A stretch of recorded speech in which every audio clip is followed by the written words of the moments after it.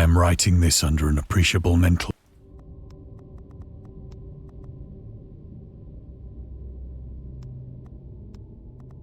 strain, since by tonight I shall be no more.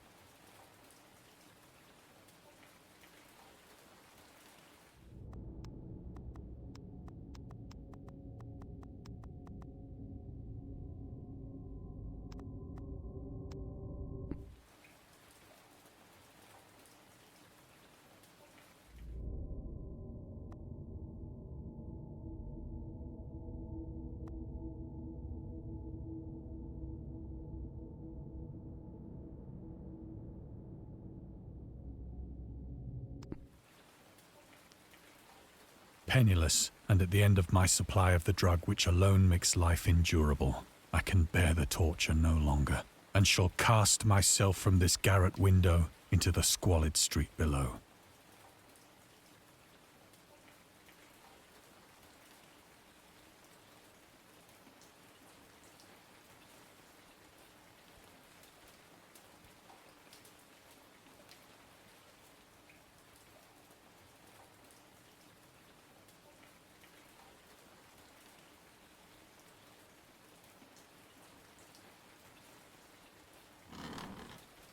Do not think from my slavery to morphine that I am a weakling or a degenerate.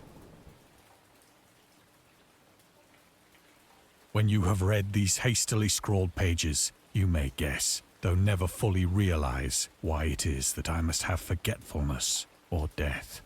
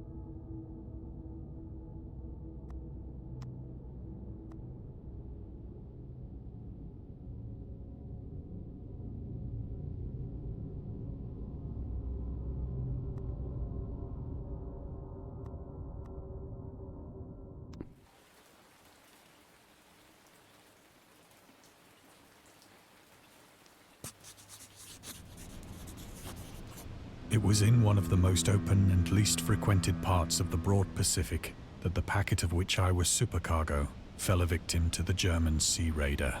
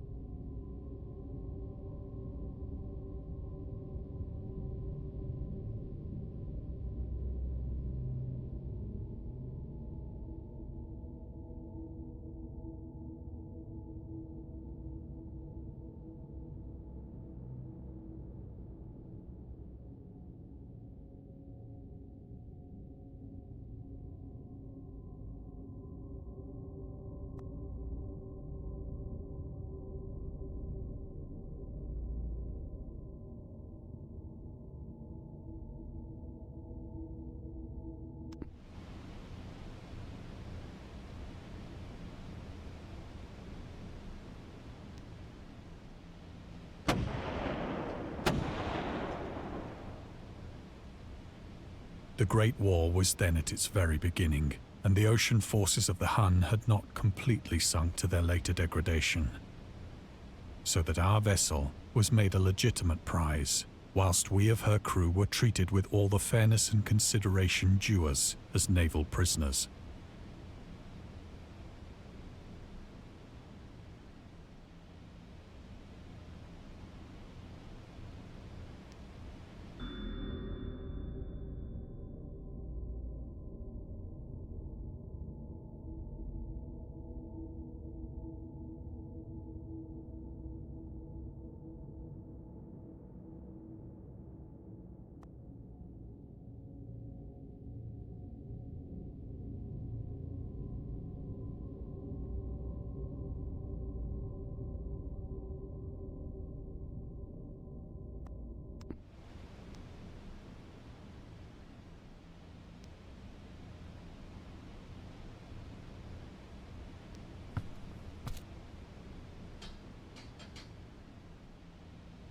So liberal, indeed, was the discipline of our captors, that 5 days after we were taken, I managed to escape alone in a small boat with water and provisions for a good length of time.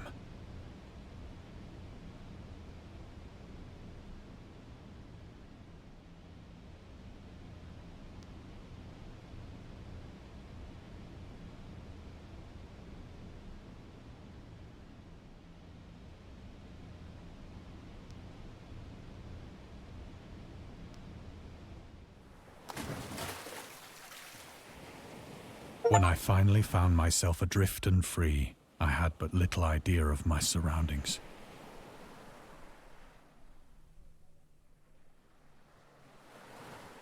Never a competent navigator, I could only guess vaguely by the sun and stars that I was somewhat south of the equator. Of the longitude, I knew nothing, and no island or coastline was in sight.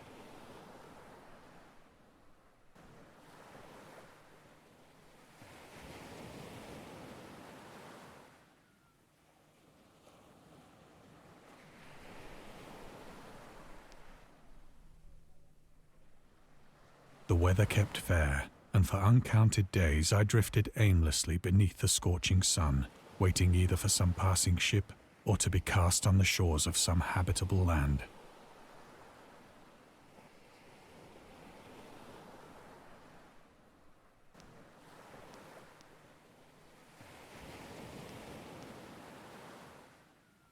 But neither ship nor land appeared, and I began to despair in my solitude upon the heaving vastness of unbroken blue.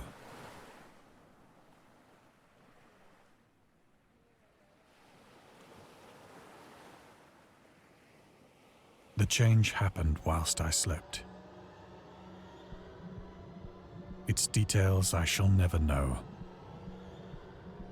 for my slumber, though troubled and dream-infested, was continuous.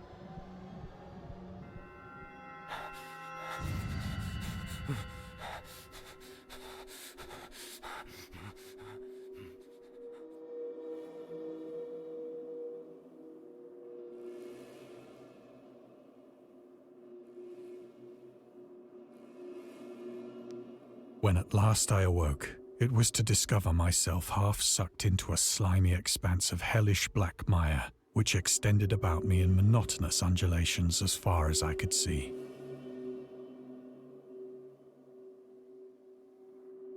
And in which my boat lay grounded some distance away.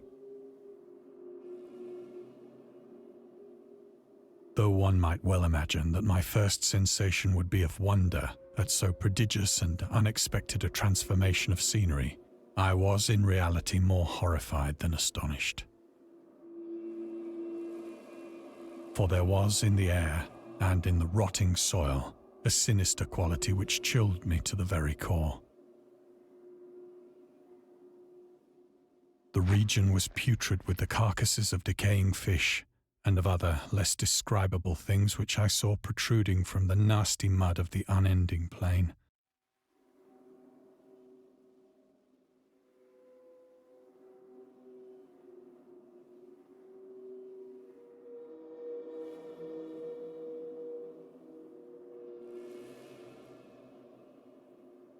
Perhaps I should not hope to convey in mere words the unutterable hideousness that can dwell in absolute silence and barren immensity.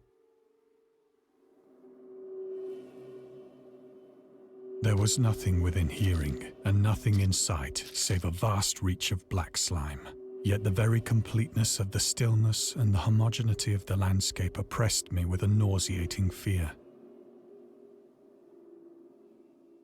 The sun was blazing down from a sky which seemed to me almost black in its cloudless cruelty, as though reflecting the inky marsh beneath my feet.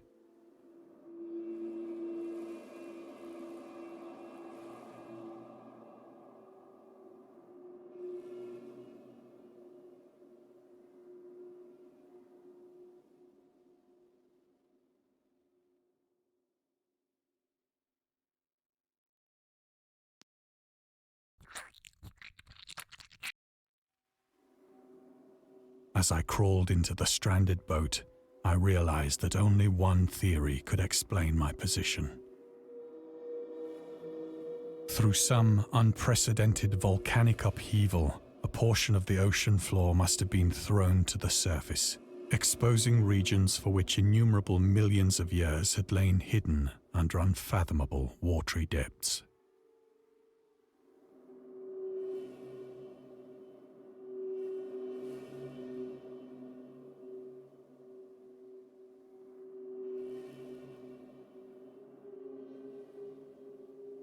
So great was the extent of the new land which had risen beneath me that I could not detect the faintest noise of the surging ocean, straining my ears as I might. Nor were there any seafowl to prey upon the dead things.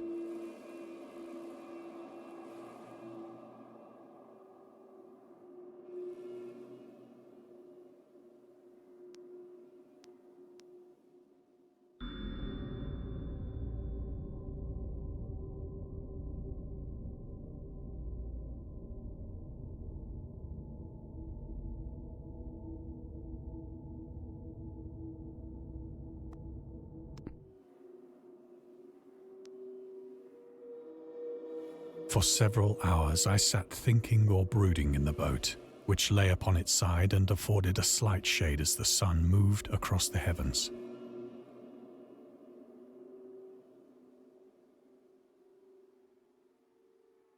As the day progressed, the ground lost some of its stickiness and seemed likely to dry sufficiently for traveling purposes in a short time. That night I slept but little, and the next day I made for myself a pack containing food and water, preparatory to an overland journey in search of the vanished sea and possible rescue.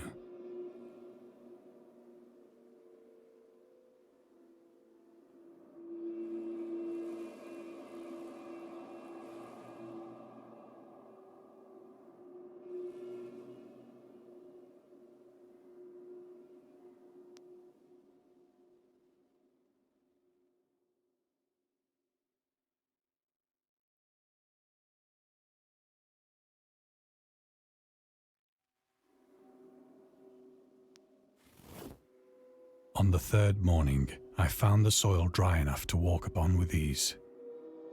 The odor of the fish was maddening, but I was too much concerned with graver things to mind so slight an evil, and set out boldly for an unknown goal.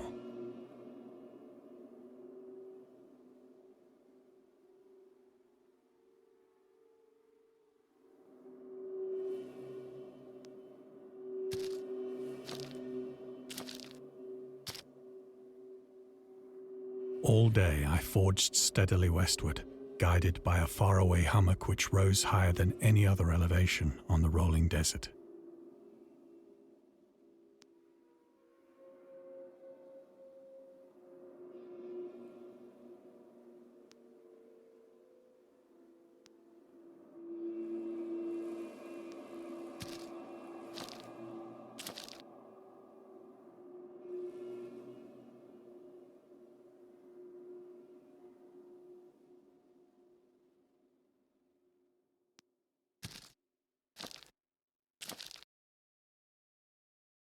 That night I encamped, and on the following day still travelled toward the hummock, though that object seemed scarcely nearer than when I had first espied it.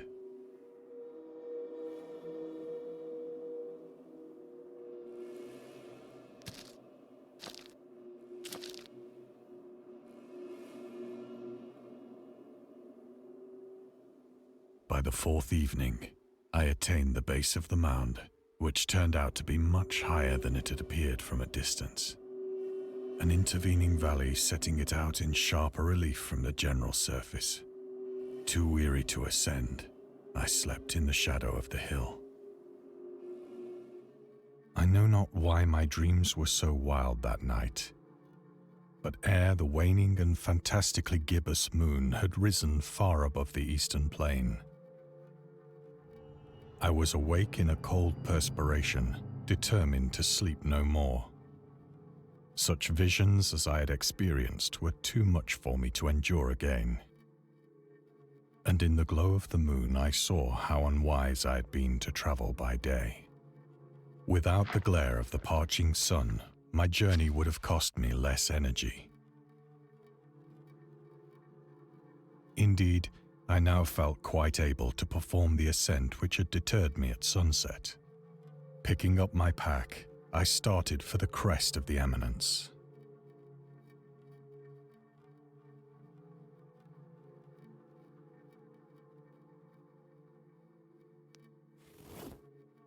I have said that the unbroken monotony of the rolling plain was a source of vague horror to me. But I think my horror was greater when I gained the summit of the mound and looked down the other side into an immeasurable pit or canyon, whose black recesses the moon had not yet soared high enough to illumine. I felt myself on the edge of the world, peering over the rim into a fathomless chaos of eternal night.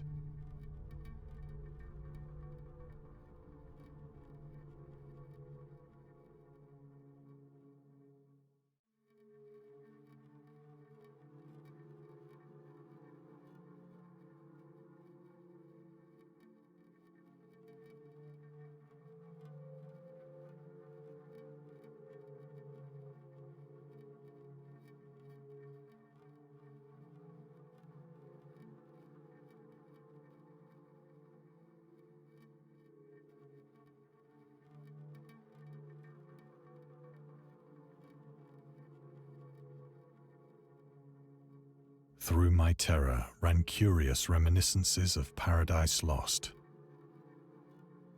and of Satan's hideous climb through the unfashioned realms of darkness. As the moon climbed higher in the sky, I began to see that the slopes of the valley were not quite so perpendicular as I had imagined.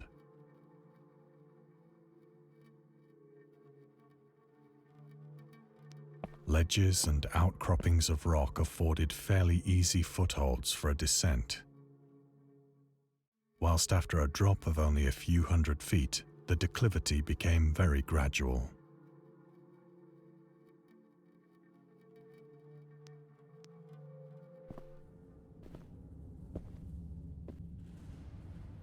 Urged on by an impulse which I cannot definitely analyze, I scrambled with difficulty down the rocks and stood on the gentler slope beneath.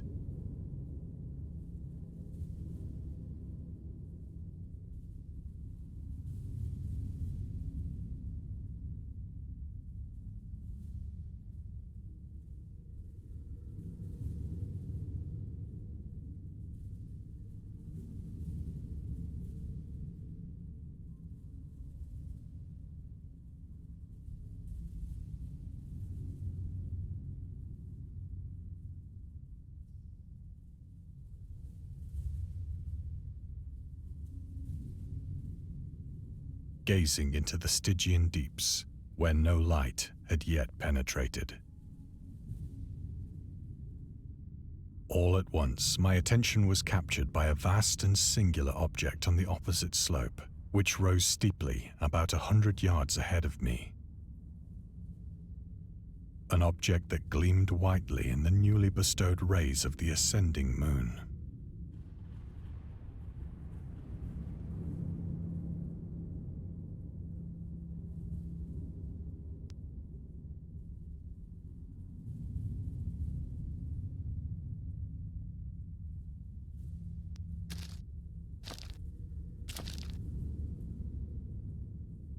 That it was merely a gigantic piece of stone, I soon assured myself. But I was conscious of a distinct impression that its contour and position were not altogether the work of nature. A closer scrutiny filled me with sensations I cannot express.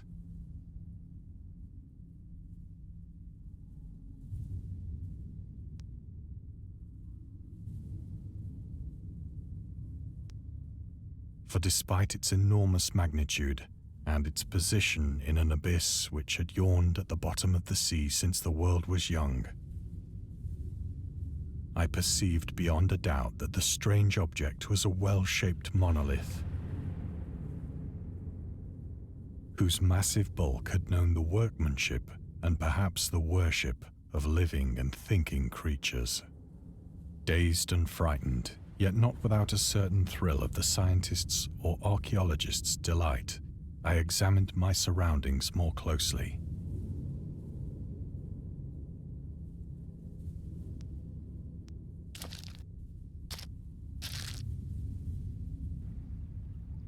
The moon, now near the zenith, shone weirdly and vividly above the towering steeps that hemmed in the chasm.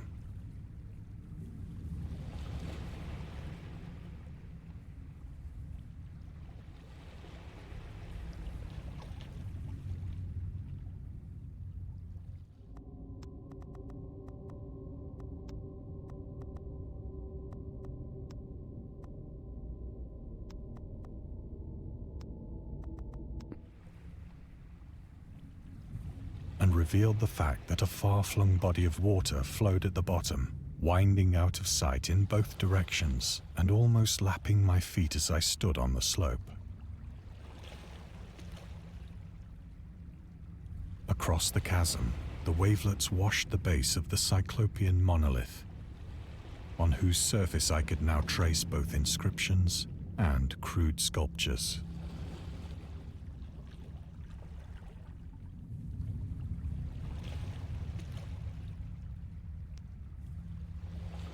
The writing was in a system of hieroglyphics unknown to me and unlike anything I'd ever seen in books, consisting for the most part of conventionalized aquatic symbols such as fishes, eels, octopi, crustaceans, mollusks, whales, and the like.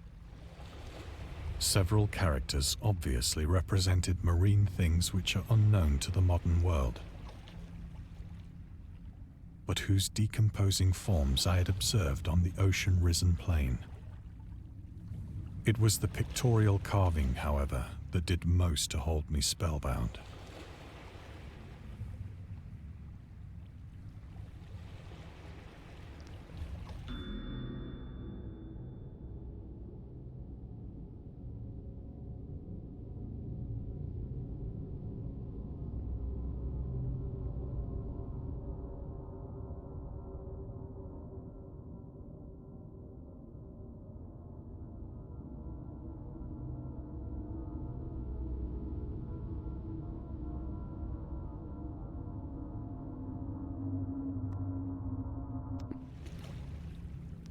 Plainly visible across the intervening water on account of their enormous size were an array of bas-reliefs whose subjects would have excited the envy of a Doré. I think that these things were supposed to depict men, at least a certain sort of men, though the creatures were shown disporting like fishes in the waters of some marine grotto, or paying homage at some monolithic shrine which appeared to be under the waves as well. Of their faces and forms I dare not speak in detail, for the mere remembrance makes me grow faint. Grotesque beyond the imagination of a Poe or a Bulwer, they were damnably human in general outline, despite webbed hands and feet, shockingly wide and flabby lips, glassy, bulging eyes, and other features less pleasant to recall. Curiously enough, they seem to have been chiseled badly out of proportion with their scenic background, for one of the creatures was shown in the act of killing a whale, represented as but little larger than himself. I remarked, as I say, their grotesqueness and strange size, but in a moment decided that they were merely the imaginary gods of some primitive fishing or seafaring tribe. Some tribe whose last descendant had perished eras before the first ancestor of the Piltdown or Neanderthal man was born.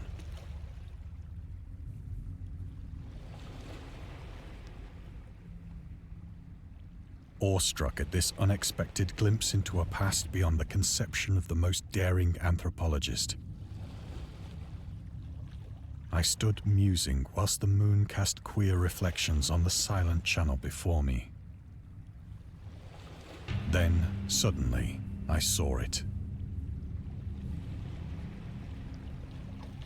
With only a slight churning to mark its rise to the surface, the thing slid into view above the dark waters. Vast, Polyphemus-like and loathsome, it darted like a stupendous monster of nightmares to the monolith, about which it flung its gigantic scaly arms, the while it bowed its hideous head and gave vent to certain measured sounds.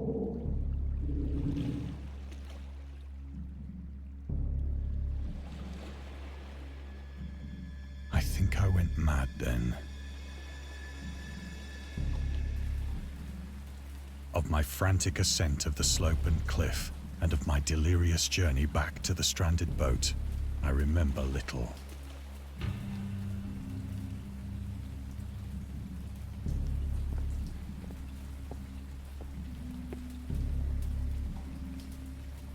I believe I sang a great deal and laughed oddly when I was unable to sing.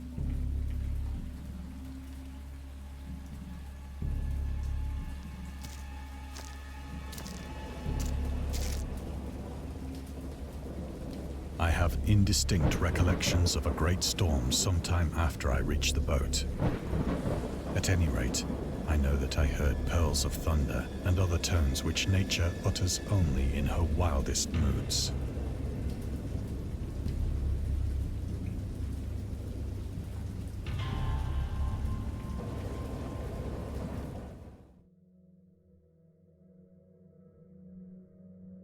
When I came out of the shadows, I was in a San Francisco hospital, brought thither by the captain of the American ship which had picked up my boat in mid-ocean. In my delirium, I had said much, but found that my words had been given scant attention.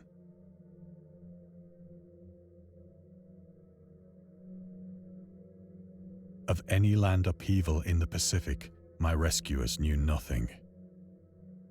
Nor did I deem it necessary to insist upon a thing which I knew they could not believe.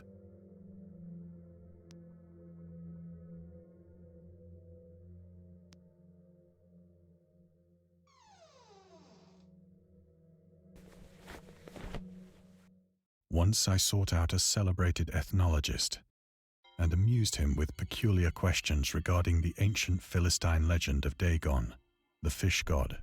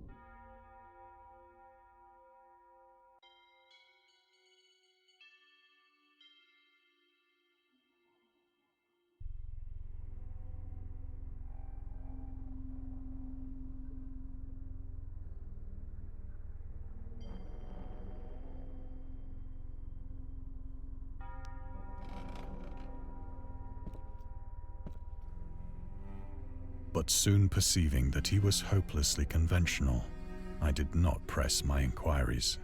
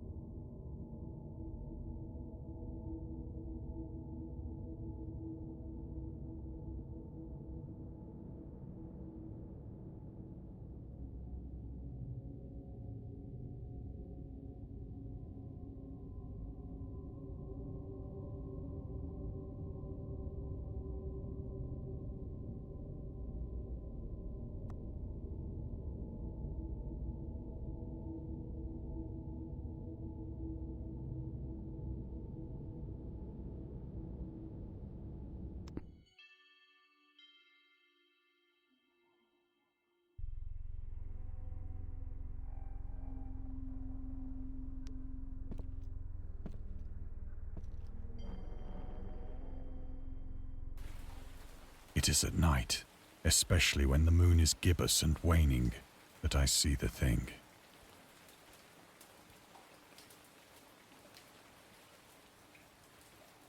I tried morphine, but the drug has given only transient surcease and has drawn me into its clutches as a hopeless slave. So now I am to end it all, having written a full account for the information or the contemptuous amusement of my fellow men.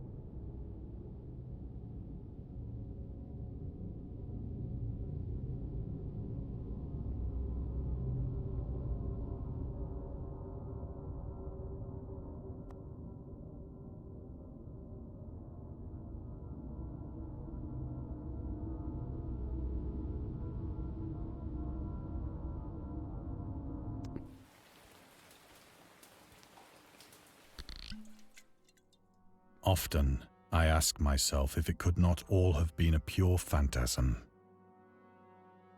A mere freak of fever as I lay sun-stricken and raving in the open boat after my escape from the German man of war. This I ask myself, but ever does there come before me a hideously vivid vision in reply.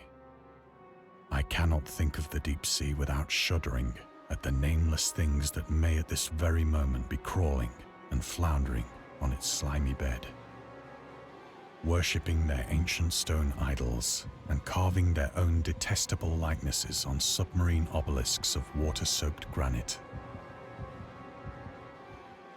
I dream of a day when they may rise above the billows to drag down into their reeking talons the remnants of puny, war-exhausted mankind. Of a day when the land shall sink and the dark ocean shall ascend amidst universal pandemonium.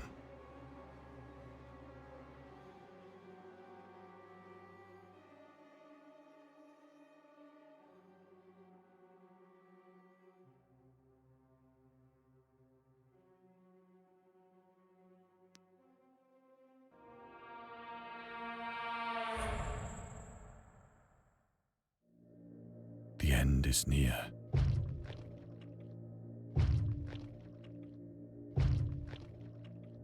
I hear a noise at the door, as of some immense slippery body lumbering against it.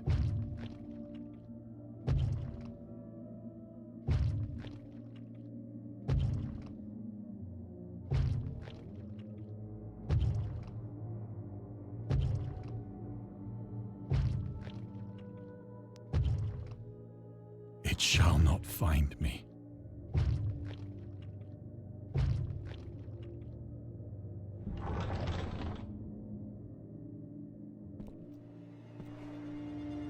God, that hand!